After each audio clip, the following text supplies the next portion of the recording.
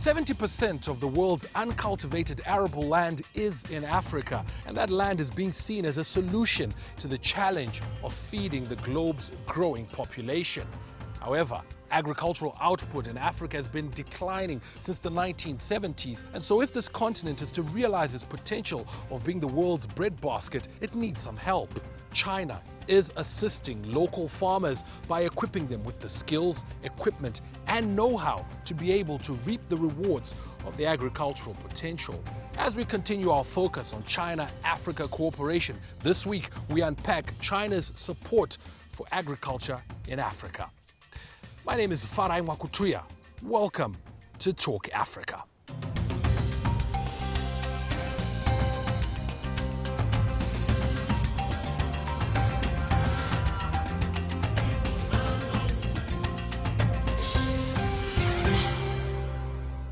Just 4 years ago, this farm in Chinoi, 120 kilometers from Zimbabwe's capital, Harare, was lying idle and unused. But all that's changed now. A joint venture between Anhui Provincial State Farms and Zimbabwe's government gave birth to Zim China Wanjin Agriculture, a company that was initially given 700 hectares to grow wheat here, but following the success of that project is now farming more than 10,000 hectares of land, helping Zimbabwe get back to self-sustenance. I got more details of that project from the Zim China Wanjin General Manager, He Hongshu. Sir, could you tell us a bit about Zim China Wanjin Agriculture, the project, how it started and where you are now? Zim China Wanjin started from... Wanjin was established in December 2011. We started with just 2 farms, but now the number has grown to 10. We mostly plant crops on the farms. Maize, soya, wheat and tobacco are among the things we plant most. Wheat and tobacco. Your project, what difference has it made to Zimbabwe's agriculture? We have achieved a relatively high level of productivity here in quite a short amount of time. In the past 5 years, we have brought in agricultural experts and equipment from China. We have worked closely with Zimbabwean agriculture technological institutions and universities. By doing this, we are also learning about the advanced agricultural technologies in Zimbabwe. Both the Zimbabwean government as well as the people have complimented us on the work that has been done here. We have also seen you working with locals on this project. Could you tell us as well what training, what support local farmers, local Zimbabwean workers are getting in this project? Each year, we routinely hold agricultural technological training sessions. We train our local workers on the agricultural technologies, and we also show them how to use the equipment.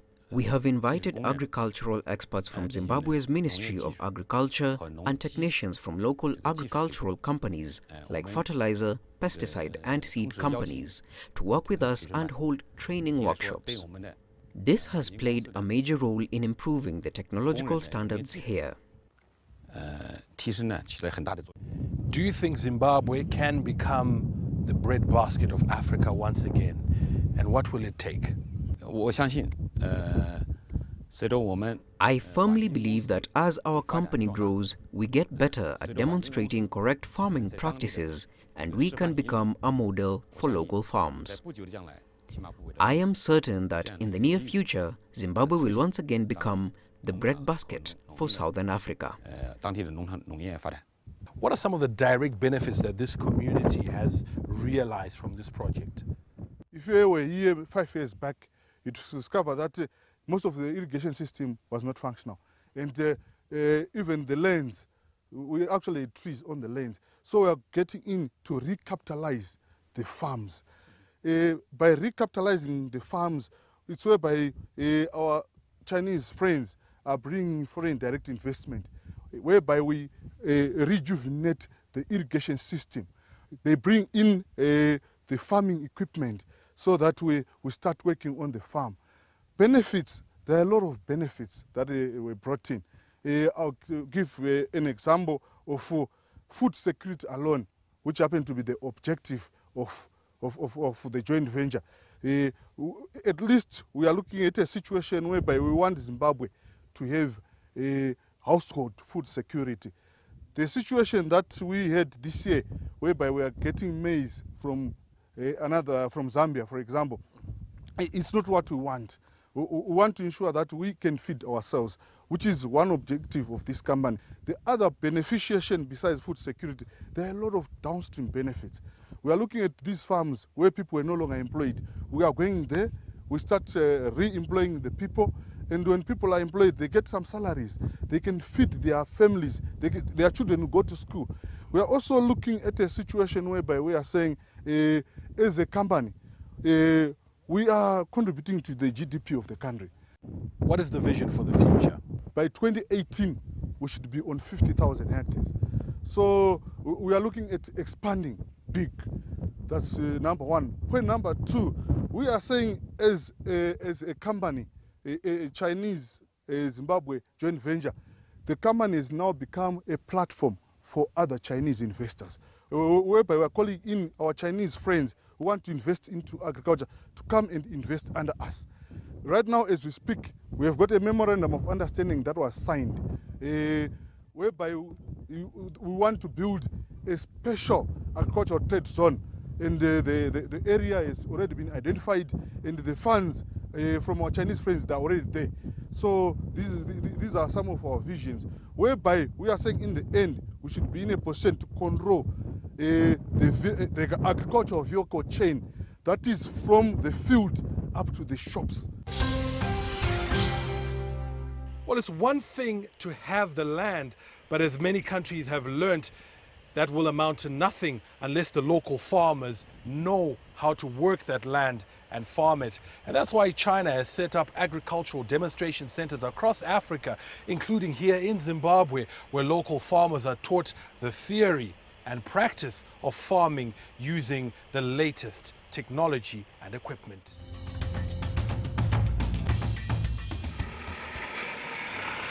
This Agricultural Technology Demonstration Centre, a government-to-government partnership, is a flagship for Sino-Zimbabwe relations. It's helping the southern African nation resuscitate farming, which had taken a dip after a land reform program that began in 2000.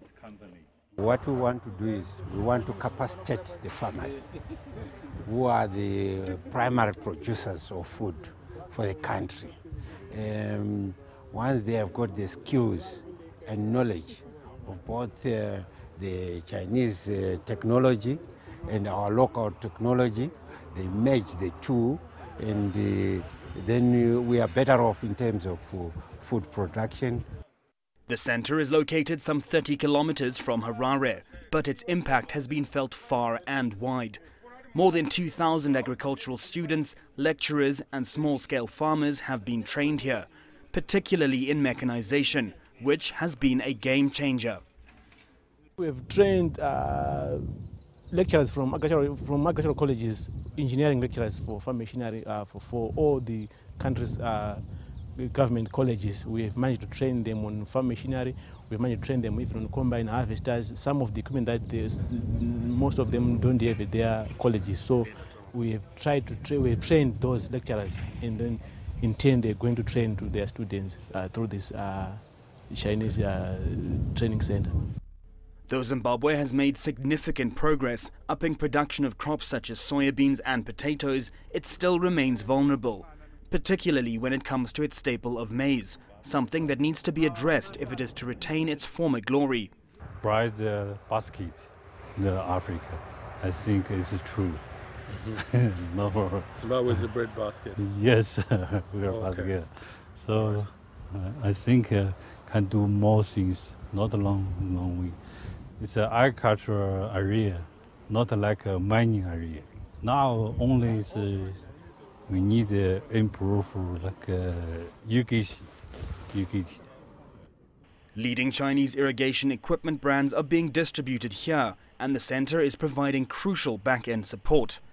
As with other countries on the continent, Zimbabwe sees the prosperity of its agricultural future closely linked with China, a partner with whom its relationship continues to be cemented, especially through training centres like these.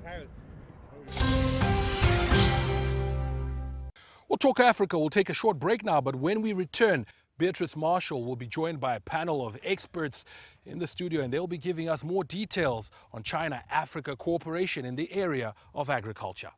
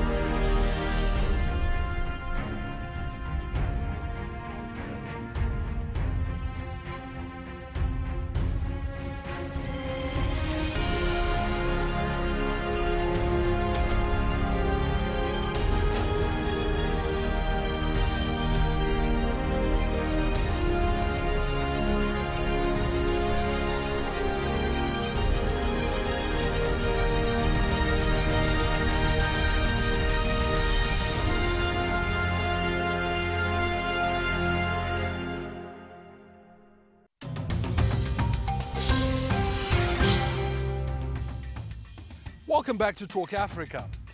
Now, agriculture makes up roughly 40% of Africa's GDP, accounts for 40% of the continent's exports, and is responsible for between 70 to 80% of employment. Despite that, the continent has moved from being a net exporter of food in the 1960s to a net importer in the 2000s.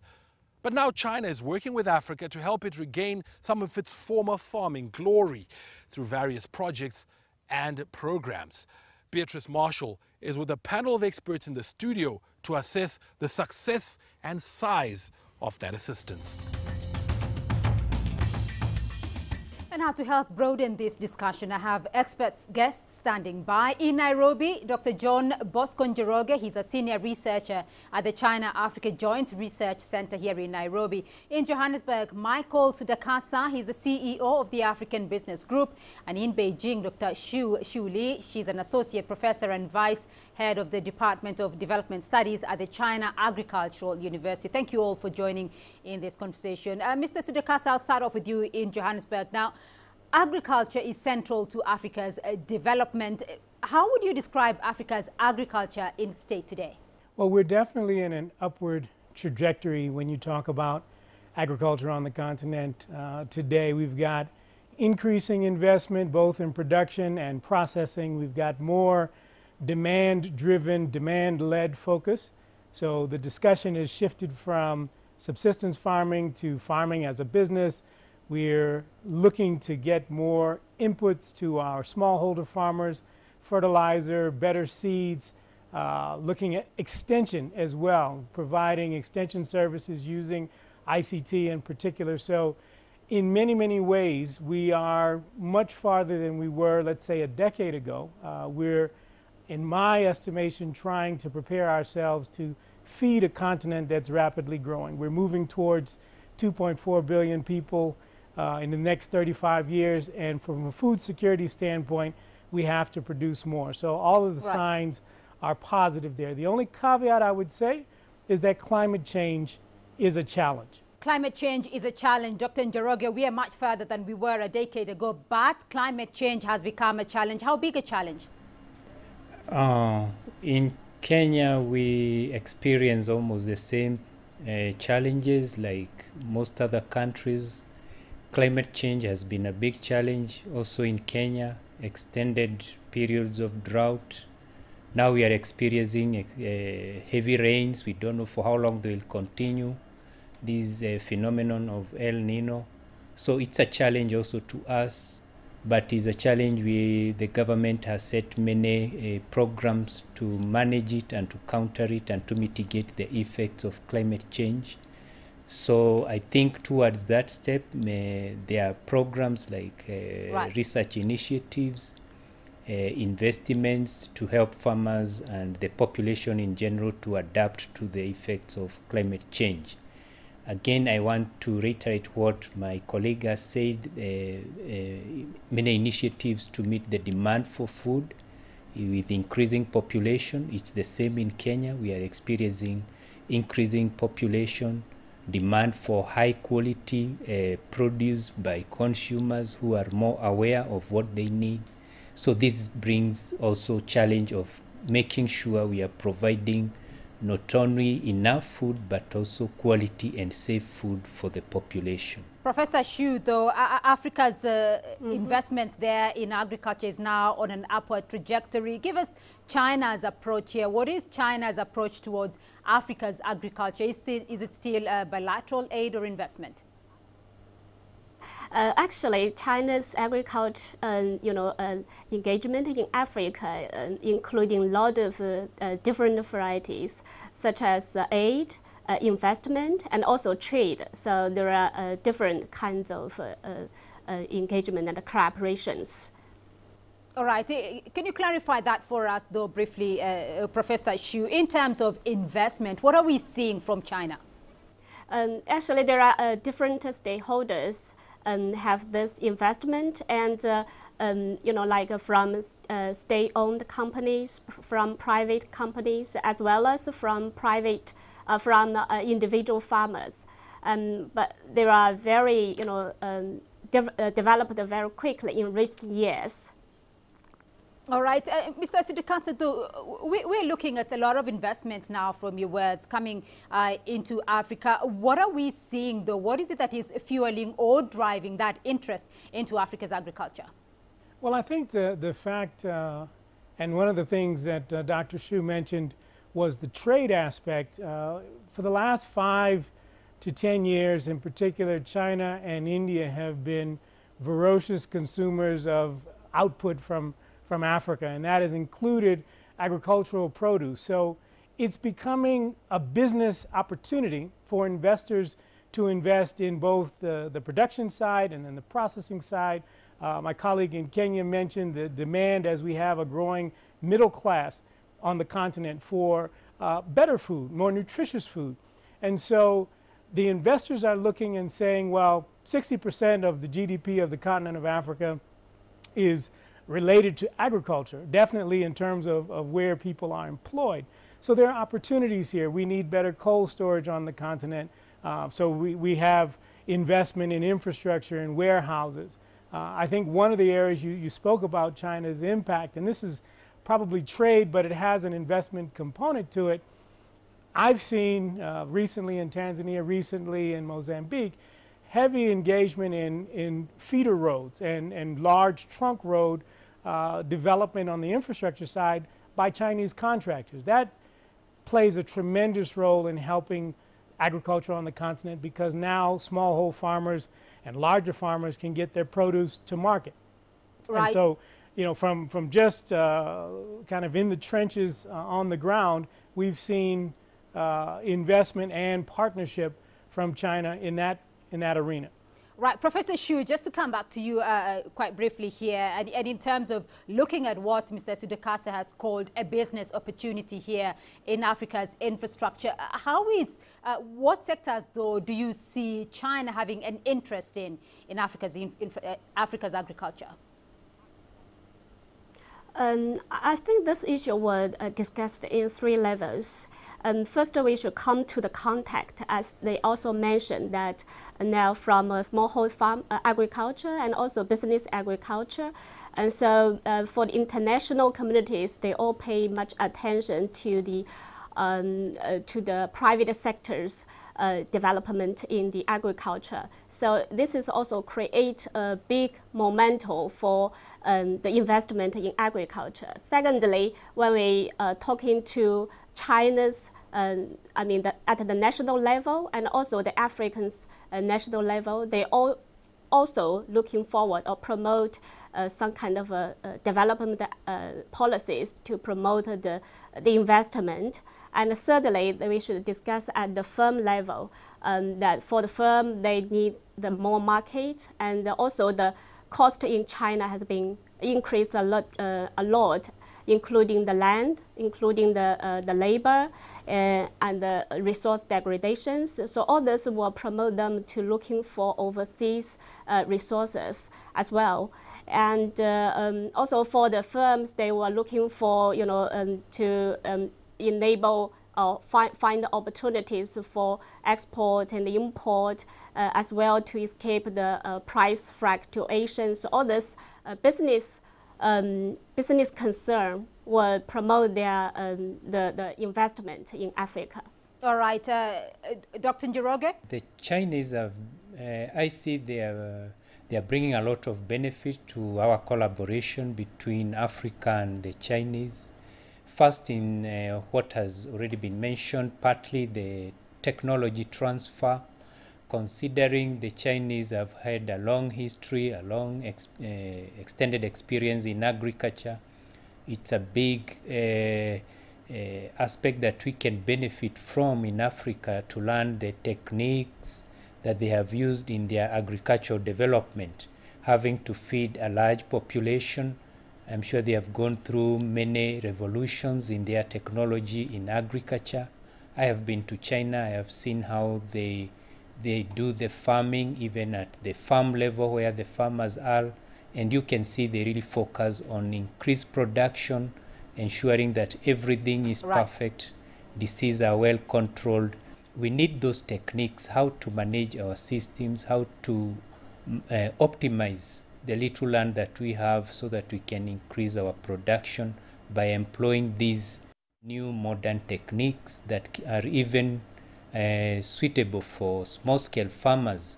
We have seen machinery which you can just work on in a small farm and help you in optimizing your production without spending a lot of time and a lot of money on labor.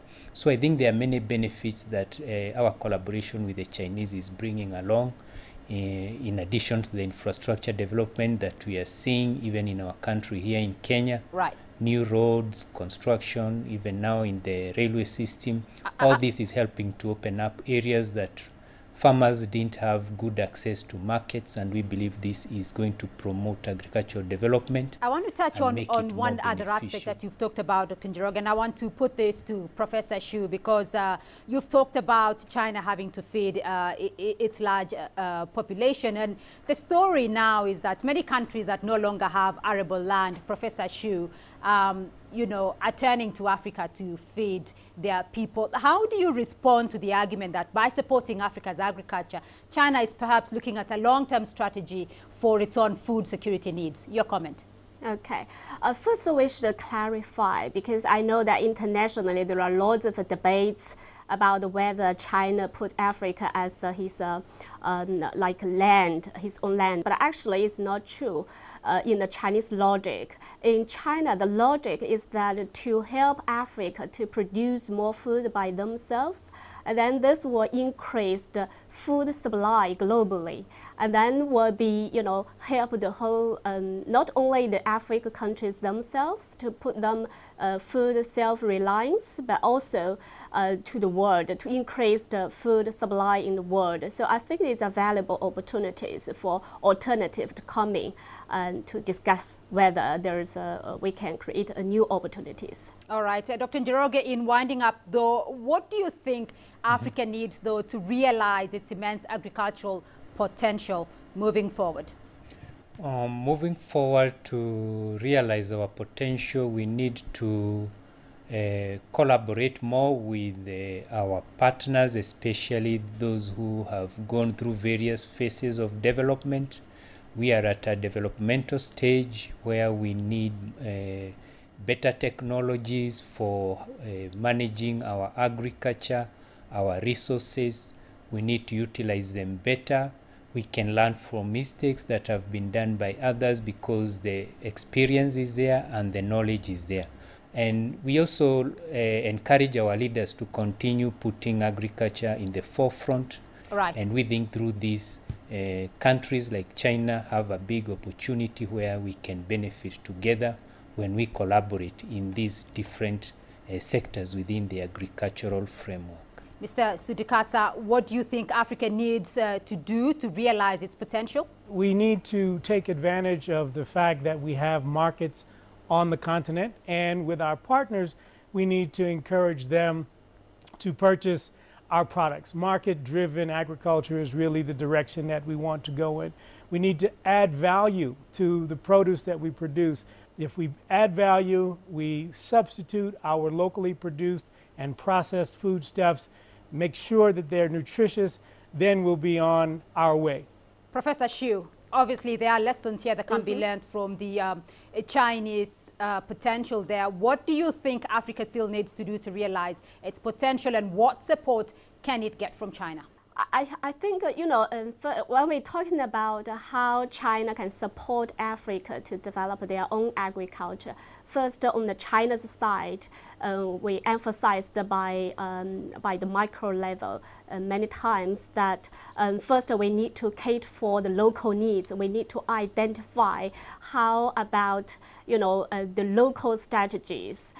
For example, I know that in the African Union, also for the Africa Development Bank, also for each country they have their national development strategy, and also they have their agriculture sector development strategies. All those issues will give us a blueprint for collaboration first. And secondly, that we need to make the best use of the legacies or the existing corporations like the agriculture technological demonstration centers, like sending or inviting the agriculture experts to Africa, or inviting them to China to get training programs, as well as they have lots of the initiatives at the ground, like in our university, Professor Li Xiaoyun also led a kind of agriculture poverty alleviation learning center. So this is a very grassroots level of innovation, and they will be developed or scale up at the national level. And thirdly, I think that China can also support the Africans' development to search for a kind of alternative development. Like a CG system already existed for many years, but now China, for example, for agriculture technology demonstration centers, they combine business and aid as well together, and to ensure the financial sustainability of the program. All those pilots will promote the future sustainable development. Right now, we are not very sure about the results, but we need to keep it open and to learning from the process, so that both China and Africa countries can learn from the process. And we leave it there for now. To my guests, Dr. John Bosco Njoroge from the China-Africa Joint Research Center in Nairobi, Mr. Michael Sudikasa in Johannesburg, he's the CEO of the Africa Business Group, and Professor Xu Li, she's from the China Agricultural University in Beijing. Thank you all for your insights. That does it for this edition of Talk Africa. Thank you for tuning in. Be sure to join us again next time as we continue this series of programs focusing on China-Africa cooperation. My name is Farai Mwakutuya in Zimbabwe, and it's bye-bye for now.